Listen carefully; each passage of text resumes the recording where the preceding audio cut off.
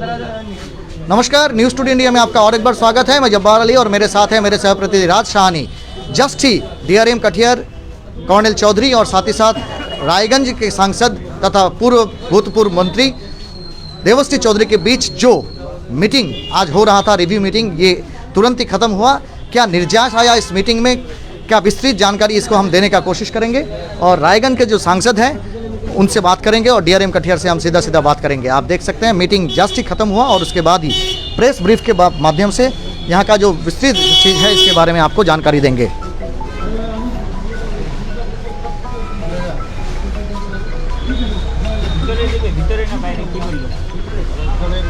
Hello, हाँ,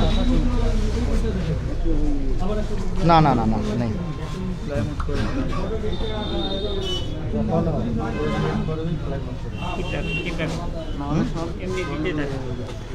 आप सभी को बता दें कि इस वक्त हम लोग मौजूद हैं इस्लामपुर के जो पीडब्ल्यूडी बांग्लो है, वो पीडब्ल्यूडी स्टेजिंग बांग्लो में, और यहाँ रायगंज के सांसद देवश्री चौधरी और साथ ही साथ डीआरएम कटिहार और रेलवे अर्थात नॉर्थ फ्रंटियर रेलवे डिवीज़न जो है उसके आला अधिकारी इंजीनियर्स के साथ साथ यहाँ एक बहुत ही इम्पोर्टेंट मीटिंग हो रहा है। जस्ट ही मीटिंग ख़त्म हुआ है और मीटिंग के बाद ही रायगंज के जो सांसद हैं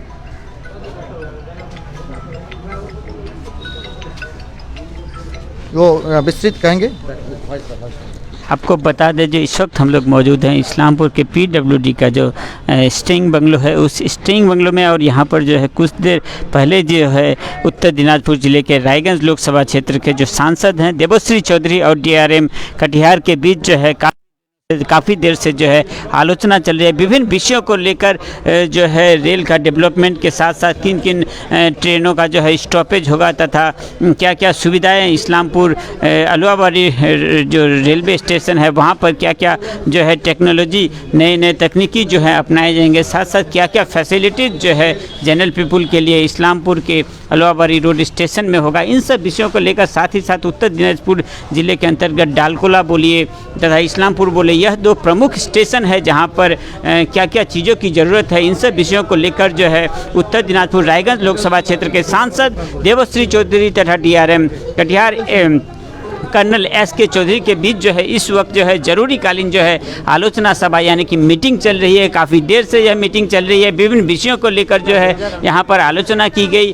क्या तथ्य निकल के आया है सामने, क्या अपडेट आ रहा है, सारे विषयों को लेकर हम लोग सीधे जो प्रेस मीट इस वक्त होने वाला है रायगंज लोकसभा क्षेत्र के सांसद देवश्री चौधरी द्वारा, उनसे हम लोग सीधे बात कर लेंगे।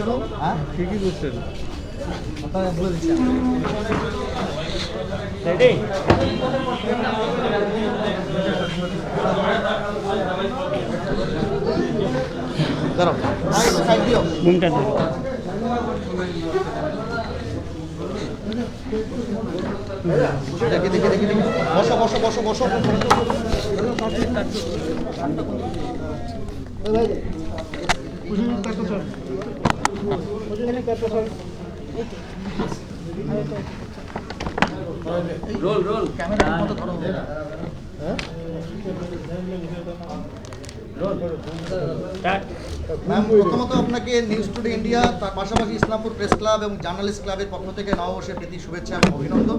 আজকের যে গুরুত্বপূর্ণ বৈঠক ছিল আপনাদের DRM Katihar mister colonel Chowdhury এবং আপনার মধ্যে এবং রেলের আধিকারিকদের মধ্যে কি বিষয়ে আলোচনা হলো একটু জানাবেন। দেখুন, আপনারা দেখছেন যে রায়গঞ্জ লোকসভা তথা উত্তর দিনাজপুর জেলার রেল পরিষেবা বা রেল সংক্রান্ত যে সমস্ত দীর্ঘদিনের দাবি দেওয়া আছে সেই দাবি দেওয়া নিয়ে আমি লাগাতার প্রয়াস করে যাচ্ছি যাতে এই কাজগুলো এবং মানুষের দাবি দেওয়াগুলো পূরণ হয়। এর আগেও আমি বিভিন্ন তথা রায়গঞ্জ লোকসভার ক্ষেত্রের যে সমস্ত কাজ সেই কাজ কিছু কিছু সমাপ্ত করেছি। সকালে রায়গঞ্জ থেকে রাধিকাপুর থেকে কলকাতাগামী ট্রেনের যেটা উদ্বোধন হয়ে গেছে বিগত এক বছর আগে, একটা আন্ডারপাসের দীর্ঘদিন ধরে দাবি আছে যে সেখানে মানুষের যাতায়াতের অসুবিধা, এই নিয়ে বিস্তৃত আলোচনা এর আগেও আমরা করেছি, আজকেও বিস্তৃত আলোচনা হলো। যদি আন্ডারপাস করা হয় ওখানে তাহলে যে রেলের যে পর্যবেক্ষণ আছে সেই পর্যবেক্ষণে 12 মাস 1 মিটার জল জমে থাকবে এবং বর্ষাকালে 3 মিটার জল জমে থাকবে। এটা মানুষের জীবনের জন্য আরও বেশি ক্ষতিকর হবে। সেই জন্য আমরা এটা নিয়ে আলোচনা করলাম যে বিকল্প কি করা যেতে পারে। বিকল্প প্রস্তাব রেলের পক্ষ থেকে বা আমাদের দিক থেকে যেটা হলো দেয়া, যে আরবি অর্থাৎ উপর দিয়ে রাস্তা করার, যাতে করে এই সমস্যা থেকে মানুষ পার্মানেন্ট মুক্তি পেতে পারে। এই প্রজেক্ট করতে রাজ্য সরকার এবং রেলকে যৌথভাবে করতে হবে। এই প্রজেক্ট আমাদের তরফ থেকে বা রেলের পক্ষ থেকে, ডিআরএমের পক্ষ থেকে, সাহেবের পক্ষ থেকে পাঠানো হবে। এটা মূল বিষয়, কারণ শান্তিনগর রেল কলোনির যে দীর্ঘদিনের দাবি, এটাই আমাদের কাছে বড় বিষয় আছে। আরও যেগুলো ছিল, যেমন ক্যাপিটাল এক্সপ্রেসের স্টপেজ, যেটা নিয়ে আমরা কথা বললাম। ওনারা বললেন স্টপেজ বিষয়ে রেল মিনিস্টারই শুধুমাত্র কিছু করতে পারবেন। আমি এর আগেও লিখিত দিয়েছি, আবারও আমি নিজে গিয়ে পার্সু করব, কথা বললাম সে বিষয়ে। 1 নম্বর প্ল্যাটফর্ম বরাবর 400 মিটার একটা রাস্তার ডিমান্ড আছে, সেই রাস্তাটা করার ব্যাপারেও ওনার সঙ্গে কথা বললাম এবং সম্ভবত উনি এটা হয়ে যায়। আলুয়াবাড়ি স্টেশনে ইলেকট্রনিক্স ডিসপ্লে বোর্ড যেটা ডিমান্ড ছিল, সেই বিষয়ে কথা হলো, তার জন্য প্রপোজাল দেয়া হলো।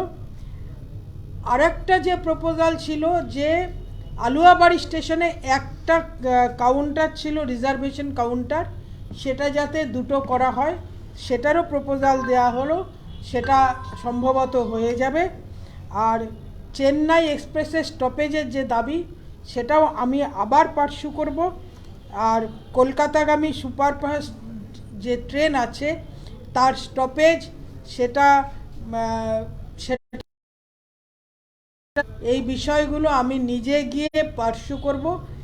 যে বিষয়গুলো ওনাদের হাতে ছিল সেই বিষয়ে ওনারা মনোযোগ দিয়ে শুনলেন এবং প্রপোজাল আকারে পাঠাবেন, সেরকম কথা হলো। সবচেয়ে আজকের যে মূল বিষয় ছিল শান্তিনগরের যে সবচেয়ে পজিটিভ দিক, এবং আগামী 2 বছরের মধ্যে যাতে রেল সংক্রান্ত সমস্ত কাজ এই জেলায় তথা এই লোকসভা ক্ষেত্রের মধ্যে কমপ্লিট হতে পারে, তার জন্য আমরা সেটাও প্রায় প্রক্রিয়া শেষ হয়ে আছে। এটা যে কোনো দিন উদ্ঘাটন হবে, উপর থেকে গ্রিন সিগন্যাল এলেই। এরকম লাগাতার কাজগুলো আমরা করছি। আশা করি নতুন বছরে আমরা ইসলামপুরকে, এই জেলার মানুষকে আসার কথা কিছু শোনাতে পারবো আবার। মানে একটা বিষয় বলছিলাম যে এই ডালখোলা বাইপাস দীর্ঘদিন ধরে ওইভাবেই পড়ে রয়েছে, ওখানকার মানুষের মানে চরম সমস্যা হচ্ছে, মাঝে মাঝে দুর্ঘটনা মুখে পড়তে হচ্ছে। তবে বাইপাস চালু হবে, কি বলবেন এই বিষয়ে? বাইপাস নিয়ে আমার সঙ্গে আমি দেখছেন যে আমি লাগাতার 2 বছর ধরে এটার পিছনে লেগে আছি। আজকেও গতকাল আমার কথা হয়েছে, আশা করা যাচ্ছে 2 মাসের মধ্যেই শেষ হয়ে যাবে। একটা লাইন যাতে, একটা পাস যাতে খুলে দেয়া যায় ছোট গাড়ি চলাচলের জন্য, সেটাও আমি রিকোয়েস্ট রেখেছি, সেটাও কর্তৃপক্ষ ভেবে দেখছেন। আশা করা যায় মার্চের মধ্যে শেষ হয়ে যাবে। আরেকটা বিষয় বলছিলাম ম্যাডাম, যে কানকি স্টেশনে কোনো প্ল্যাটফর্ম নেই, সেখানে জীবনের ঝুঁকি নিয়ে মানুষ ট্রেন থেকে ওঠানামা করছে, এই বিষয়টা কি ভাবে? কানকি প্ল্যাটফর্ম নিয়ে আমরা অলরেডি রেল মিনিস্টারকে পাঠিয়েছিলাম, সেখান থেকে মানে প্ল্যাটফর্ম কনস্ট্রাকশনের ব্যাপারে ওখানে যে বরাদ্দ আছে সেই বরাদ্দর বিষয়ে ওনারা চিন্তা করছেন এবং রিকনসিডারিংয়ের কথা আমাদেরকে উত্তরে দিয়েছেন যে ওই বিষয়ে কনসিডার করা হচ্ছে। সেই আমাদের কাছে এর উত্তর অলরেডি এসছে। কাগজটা দাও, হ্যাঁ, কপিটা আপনাদেরকে দিয়ে দেব। যে কোশ্চেনটা করছি যে ন্যাশনাল হাইওয়ে অথরিটি অফ ইন্ডিয়ার পক্ষ থেকে এবং বলা যেতে পারে রাজ্য এবং কেন্দ্র সরকারের যৌথ প্রয়াসে ইসলামপুর শহরের বাইপাস হয়েছে ঠিকই, কিন্তু ইসলামপুর শহরের মধ্যে দিয়ে যে 31 নম্বর জাতীয় সড়কের যে রাস্তাটুকু রয়েছে তার বর্তমান পরিস্থিতি কিন্তু বেহাল। এই বিষয়ে কি ভাবনা চিন্তা রয়েছে আপনাদের, সেই অলিগঞ্জ থেকে শ্রীকৃষ্ণপুর পর্যন্ত? দেখুন, এটা তো একটা ছোট এলাকার বিষয়। আপনারা আমাকে যদি এই বিষয়টা আজকে প্রথম উত্থাপন করলেন, আপনারা আমার কাছে এটা ডিমান্ড আকারে দিন, আমি NHAI অথরিটিকে এটা পৌঁছে দেব যাতে এটা সুরাহা হয়ে যায়। ম্যাডাম, উত্তর দিনাজপুর জেলার জাতীয় সড়কের একাধিক জায়গায় বেহাল অবস্থা রয়েছে, এই বিষয়টা কীভাবে দেখছেন?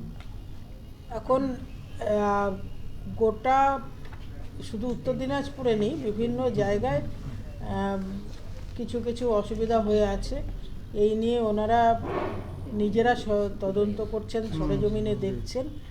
আশা করা যায় যেখানে যেখানে বেহাল অবস্থা আছে অতি শীঘ্রই এগুলো ম্যাডাম, ঠিকঠাক হবে। শান্তিনগরে আপনি যেটা বললেন যে সেখানে তো রেল এবং ইসলামপুর পৌরসভার একবার ভিশন টেস্টও করেছিল ফ্লাইওভারের জন্য রেলের আধিকারিকরা মিলে। সেই বিষয়ে কি মানে সেই আলীনগরের উপর দিয়েই কি আর ফ্লাইওভার হওয়া? এখনও প্রপোজাল তো এরকম ডিটেলস আসেনি, আজকেই কথা হলো আরও যেটা ওপর দিয়ে রাস্তা করার প্রপোজাল, যেটার বাজেটটা যথেষ্টই বড় এবং এটার মধ্যে 50% রাজ্য সরকারের দেওয়ার ব্যাপার আছে। ম্যাডাম, কাইশাল রেলওয়ে অ্যাক্সিডেন্ট যখন হয়েছিল তখনকার কেন্দ্রীয় সরকার কথা দিয়েছিল ওই এলাকাবাসীকে যে কাইশাল যে প্ল্যাটফর্ম রয়েছে তাকে উন্নত মানের করার। তারপর কিন্তু কোনোরকমই কোনো কেন্দ্রীয় সরকার বা রাজ্য সরকার উদ্যোগ নেয়নি। আপনি উত্তর দিনাজপুরের সাংসদ হিসেবে কী ভাবছেন?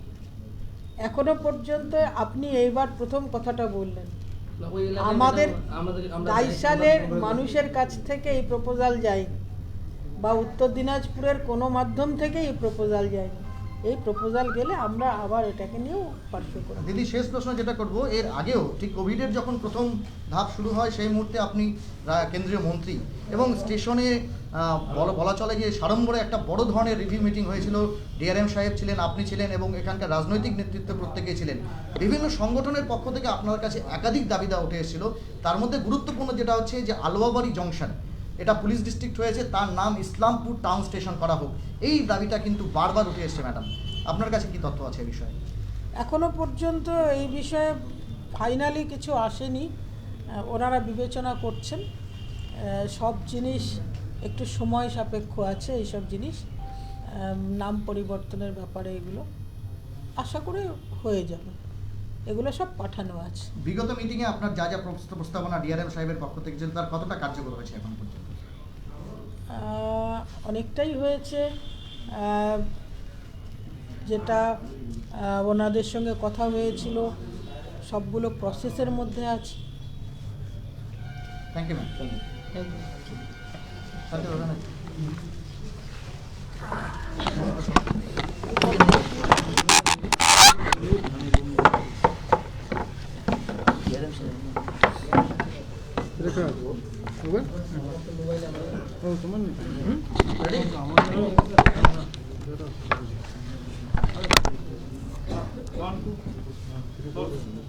Sir, Aluabari railway station junction है, लेकिन यहाँ तो कोई भी ऐसा ढांचागत व्यवस्था दिखता नहीं है जिससे ये जंक्शन बोला जाए।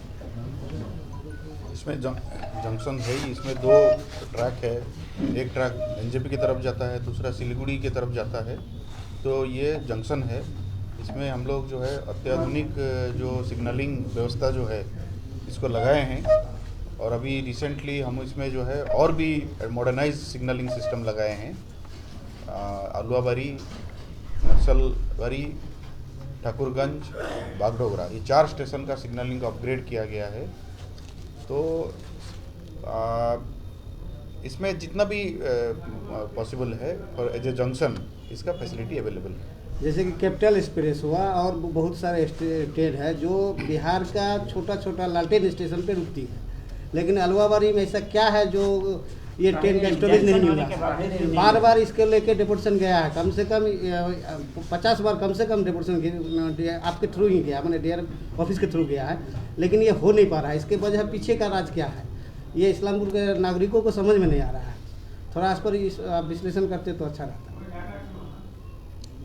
स्टॉपेज जो कोई भी लॉन्ग डिस्टेंस ट्रेन का जो स्टॉपेज है जो कि इंटर स्टेट है, इसमें लिमिटेड स्टॉपेज ही हो पाता है, क्योंकि अगर हर स्टेशन में रुकेगी तो गाड़ी अपना जो डेस्टिनेशन है उसमें पहुंचने के लिए जो जितना समय लगता है कुछ ज़्यादा लग जाएगी। नहीं, मैंने बोला कि जैसे कि टेल्टा हुआ, सुधानी हुआ, ये ऐसा ऐसा मैंने एकदम छोटा छोटा स्टेशन, लालटेन स्टेशन हम तो पहले ही बोले, वहाँ पर ये ट्रेन रुकती है। तो अलुआबाड़ी एक जंक्शन होते हुए भी क्यों नहीं रुकती है? और इसका डिमांड एक बार 2 बार नहीं 50 बार कम से कम गया है इस्लामपुर से। अभी क्या है, कोई भी स्टॉपेज जब देते हैं तो उसका एक मार्केट सर्वे होता है, इसमें कितने टिकट बिक्री होता है, बाकी जो ट्रेन रुकते हैं उसमें कितना टिकट बिक्री होता है। तो इस तरह के मार्केट सर्वे होता है, उसमें बताया जाता है कि ये जो ट्रेन है, मतलब मान लीजिए कैपिटल एक्सप्रेस, इसमें मान लीजिए 30 स्टॉपेज है, तो जहाँ जहाँ ज़्यादा उसका पेट्रोनाइजेशन है वहाँ स्टॉपेज मिलता है। और ये भी दूसरा फैक्टर होता है कि अब जो इस रूट में जो मान लीजिए 25 ट्रेन जाता है, हर 25 ट्रेन तो नहीं रुक सकता है, कुछ ट्रेन अलवाबारी में रुकेगी, कुछ ट्रेन तिलता में रुकेगी, कुछ ट्रेन सुदानी में रुकेगी, ताकि जो लोकल पैसेंजर है उनका कोई ना कोई ट्रेन में वो जा सकते हैं। तो ये रैशनलाइजेशन जो रेलवे बोर्ड करता है, ये केवल एक डिवीज़न का नहीं है, एक जोन का नहीं है, ये मल्टीपल डिवीज़न का, मल्टीपल जोन का लेके रेलवे बोर्ड रैशनलाइजेशन करता है।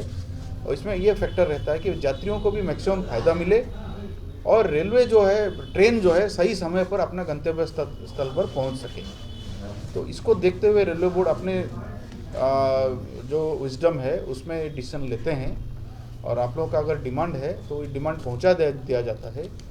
और इसमें अब क्योंकि आजकल तो हर जो भी कमर्शियल इन्फॉर्मेशन है कंप्यूटर में अवेलेबल रहता है, यूटीएस का कितना सेलिंग हुआ, पीआरएस से कितना सेलिंग हुआ, लॉन्ग डिस्टेंस में कितना सेलिंग हुआ, सब डाटा उनके पास रहता है। तो डाटा को देख के ही निर्णय लिया जाता है। सर अगला सवाल जो पूछेंगे, जो अब मैं आपको बता दूं, एक जो थंब रूल है, एक स्टॉपेज के लिए 25,000 का ये हिसाब है। अगर 25,000 टिकट बिक्री होता है तो एक ट्रेन की स्टॉपेज होती है। मान लीजिए अलवाबारी में 2 लाख रुपया का डेली सेल है तो 4 ट्रेन रुकेगी। ये रेलवे बोर्ड का थंब रूल है। और मैं आप लोगों को बताना चाहता हूँ, जितना भी कटिहार डिवीज़न में है थोड़ा लिबरल ही है, हम लोग कम बिक्री के बावजूद भी स्टॉपेजेस दिए गए हैं। और फर्दर के लिए अगर कोई स्पेसिफिक डिमांड है तो ये बता दिया जाएगा, लेकिन इसके जो अप्रोप्रिएट अथॉरिटी है, कॉम्पिटेंट अथॉरिटी रेलवे बोर्ड है। सर अगला सवाल जो पूछेंगे वो है कि जहां मैन्ड जो रेलवे ट्रैक्स होते हैं या गेट्स होते हैं, वहां देखा गया है, खास करके आप अगर देखेंगे आपके डिवीजन इलाके में, वहाँ पेडेस्ट्रियंस के लिए कोई अल्टरनेटिव वे जहाँ तक भी है वो नहीं है। जो स्टूडेंट मतलब स्टेशन एडजेसेंट होता है, वहाँ आपका डिजिटल सिग्नलिंग के जरिए गेट स्टेशन और साथ ही साथ जो करीबी जो आपका गेट होता है, फटक होता है, वो बंद होता है। और हाल ही में देखा गया कि वहाँ एक मैनुअल सिस्टम भी चैनल भी किया गया है ताकि इमरजेंसी बेसिस में गेट को मतलब ये सुरक्षित किया जाए। लेकिन बहुत सारे गेट्स ऐसे हैं जहाँ आपका जो अल्टरनेट कोई इमरजेंसी बेसिस में कोई पेशेंट्स वगैरह को ले जाने के लिए जब गेट बंद हो जाते हैं तो सिग्नल से जो जुड़े हैं वो लोग इमरजेंसी पे यातायात कर सके, इसका कोई व्यवस्था बहुत सारे गेट्स में नहीं है। नहीं, ये तो सेफ्टी के खिलाफ है। अगर हम इमरजेंसी के लिए रास्ता खोल देंगे तो फिर लेवल क्रॉसिंग तो लेवल क्रॉसिंग नहीं रहेगा ना। इमरजेंसी के लिए हर कोई जाना आने लगेगा, फिर एक्सीडेंट होगा, लोगों की जान में हानि होगा, तो इसीलिए अलाउड ही नहीं है। उसके लिए आपका विकल्प क्या चुन रहे हैं? विकल्प देखिए, विकल्प यही है कि ये तो रेल और रोड जो एग्जिस्ट जब करता है तो लेवल क्रॉसिंग रहेगी। और अभी जैसा ट्रेन की स्पीड धीरे धीरे बढ़ रही है, आपको पहले जितना स्पीड था अभी बढ़ा, अभी 130 किलोमीटर के लिए हम लोग लाइन को फिट करेंगे। तो इसमें हम लोग को एक्सीडेंट बचाने के लिए हम लोग को तो लेवल क्रॉसिंग को करना ही पड़ेगा। अब अगर हम छोटा सा गेट दे देंगे, उसमें मोटरसाइकिल भी जाएगा, पैदल भी जाएगा, तो फिर कोई सेफ्टी रहेगा ही नहीं। सर रेलवे में कोई हादसा होता है, जैसे कोई सुसाइड हो जाता है, जैसे सोनापुर में एक गांव का 5 आदमी का सुसाइड किया था, वही लोग वो बॉडी को लेके रात पोस्टमार्टम भी नहीं किया, उसको कर दिया था। तो काफ़ी सारा लोग डरे हुए हैं सर, कभी भी कोई से इंसिडेंट हो जाता है गाँव का लोग कभी डरे रहते हैं, जो रेलवे जीआर पे आके अरेस्ट कर लेता है सब गाँव का आदमी को। ये जो अवेयरनेस का ज़रूरत है, क्या बोलेंगे इस बारे में? हम लोग अवेयरनेस करते हैं, कई बार हम लोग लेवल क्रॉसिंग गेट्स में गांव में हम लोग अवेयरनेस कैंपेन किया है। रिक्शा से जाके, ऑटो रिक्शा से जाके हम लोगों को नुक्कड़ नाटक करते हैं कि भाई ट्रेन का रास्ता है, लेवल क्रॉसिंग में आप संभल कर जाइए, ट्रेन का रास्ता का आप अनधिकार रूप में क्रॉस मत करिए। हम लोग करते रहते हैं और कम भी हुआ है, ट्रेन से कट के दुर्घटना कम हुआ है, लेकिन फिर भी कई जगह में है। तो मैं आप लोगों के जरिए लोगों को ये बताना चाहूँगा कि रेल लाइन को अनऑथराइज जगह में क्रॉस मत करिए, लेवल क्रॉसिंग में आइए, अगर गेट ऊपर होगा तभी आप क्रॉस करिए। सर जो सुसाइड हो जाता है, डेड बॉडी उसका घर का भी नहीं मिलता है, ऐसे भी कंप्लेंट बहुत जगह होता है सर। देखिए, सुसाइड केस में हम लोग क्या करें, रेलवे प्रशासन क्या करेगा? अब कोई अगर अपने खुद को खुद का जान लेना चाहेगा तो प्रशासन क्या उसको रोक सकता है? नहीं, उनका कहना है कि अगर ट्रैक पर कोई माने सुसाइड करता है तो क्या बॉडी रेलवे कवर कर ये जब्त कर लेती है पूरी तरह से, ना परिवार को देते हैं? कोई भी अनयूजुअल डेथ है वो स्टेट का कानून के अंदर आ जाता है। उसको स्टेट जो है लेके उसको पोस्टमार्टम करेगा। आप कहते हो सुसाइड है, उसका क्या प्रूफ है? हो सकता है कोई उसको मार के गिरा दिया। तो इसलिए जो स्टेट एजेंसी है, रेलवे पुलिस है या स्टेट पुलिस है, उनकी एक प्रोसीजर ऑर्डर है। कोई भी अनयूजुअल डेथ है पहले उसको लेके बॉडी को वो करेंगे, उसको पोस्टमार्टम करेंगे और फिर उसको बॉडी को अपने परिजन को साथ समर्पित करेंगे। तो उनको अपना जो एसओडी है उसी हिसाब से उनको चलना पड़ेगा। सर एक बात बोल रहे सर, कानकी के विषय में, जो कानकी के वहाँ के इलाके के इतने सारे घर है, जो कि एक प्रशस्त से दावी है कि वहाँ पर कोई प्लेटफॉर्म नहीं, और प्लेटफॉर्म नहीं रहने के कारण हादसा दिन ब दिन बढ़ जाते हैं। इसके बारे में क्या? प्लेटफॉर्म के लिए मैडम ने भी अपना डिमांड दिया है। हम लोग उसको प्रपोजल में भेजेंगे और कोई भी हाई लेवल प्लेटफॉर्म में करीब 1.5 से 2 करोड़ खर्चा होता है, तो इसीलिए हम लोग को रेलवे बजट में उसका सैंक्शन लेना पड़ता है। तो हम लोग उसको प्रपोजल पहले भी भेजे थे लेकिन सैंक्शन नहीं हुआ, क्योंकि सब जगह से डिमांड जाता है। रेलवे बजट में फंड की लिमिटेड रहता है, तो प्रायोरिटी देख के मिलता है। हम दोबारा भेजेंगे और हमें उम्मीद है कि जल्दी से जल्दी वो अप्रूवल हो जाएगा, सैंक्शन मिल जाएगा और ये हाई लेवल प्लेटफॉर्म बन जाएगा। थैंक यू सर, यात्री प्रतीक्षालय 2 नंबर प्लेटफॉर्म पे इस्लामपुर में नहीं है, तो इसके लिए कोई माने योजना है क्या?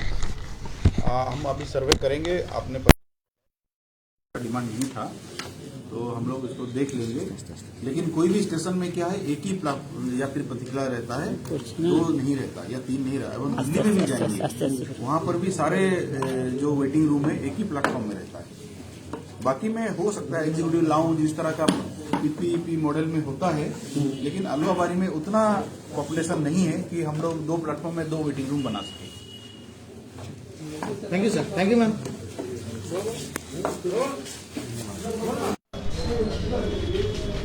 कॉपीগুলো নিয়ে নিও, कॉपीগুলো अभिजीत कॉपीটা নিয়ে নিও। आप देख रहे थे सीधा सीधा लाइव वो तस्वीर जहां हम दिखा रहे थे कि डीआरएम काठियर जनरल चौधरी और कर्नल चौधरी और साथ ही साथ देवश्री चौधरी के बीच जो महत्वपूर्ण रेल समस्या को लेकर के मीटिंग हुई, उसके बारे में विस्तृत जानकारी आपको दिए और साथ ही साथ आपको बता दें कि इस समय ये मीटिंग समाप्त हुआ।